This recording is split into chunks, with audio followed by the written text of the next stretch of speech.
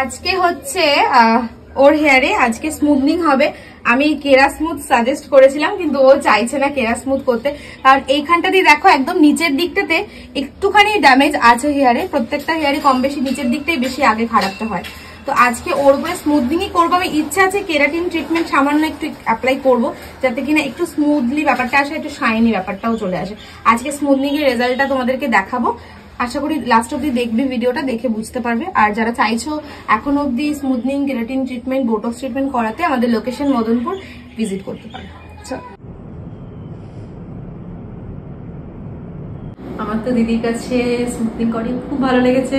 তোমরাও যদি করাতে চাও দিদির পার্লারে প্লিজ ভিজিট করো। খুব ভালো, খুবই ভালো কাজ করেছে, খুবই।